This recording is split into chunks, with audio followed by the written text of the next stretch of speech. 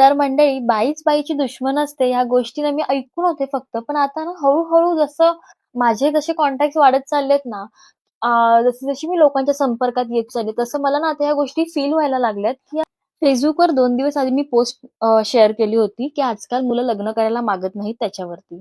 तर तो माझा दृष्टिकोन होता. जे काही मी त्यामध्ये लिहिलंय ते. ठीक आहे, ते माझं व्हिजन होतं. कारण माझे जे काही फ्रेंड्स आहेत ना, काही अनमॅरिड आहेत, काहींचा डिव्होर्स झालाय. सो त्यांना विचारलं मी, "का नाही बाबा तुम्हाला लग्न करायचंय आता इथून पुढे? असं तर नाही ना की लाईफ संपलंय म्हणून?"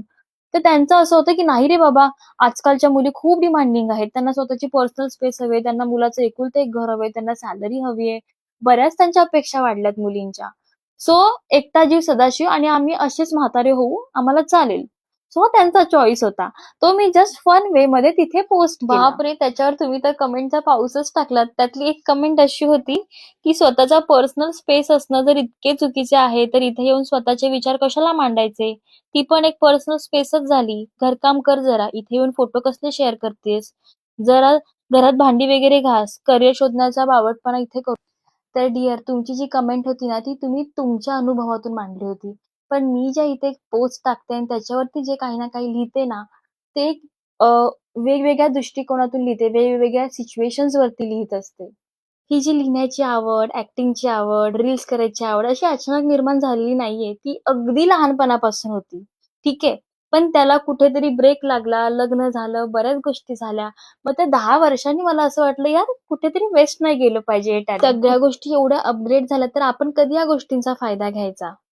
मी जेव्हा सोशल मीडियावरती नव्हते, तेव्हा मोबाईलचा आणि माझा काहीच संबंध नव्हता. पण जर मी आता मोबाईल यूज करते, तर त्यातून मला काहीतरी बेनिफिट झालं पाहिजे. त्यातून माझं काहीतरी इन्कम आलंच पाहिजे, हे डोक्यात ठेवलंय आणि म्हणून ह्या सगळ्या गोष्टी करते. सो इथे करिअर तर माझं आहे आणि इथे करिअर तर मी करणार कारण मी जॉब करून, माझं घर सांभाळून, माझं ह्या सगळ्या गोष्टी पण मॅनेज करतेय. तर तुम्हीही करू शकता.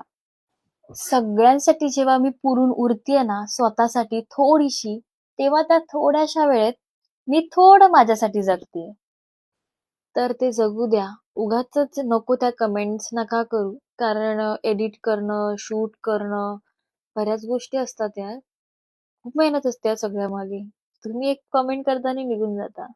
सो असं नका करू. आणि तुम्हाला जर बोलायचंच आहे, तर समाजात बऱ्याच चुकीच्या गोष्टी घडतात.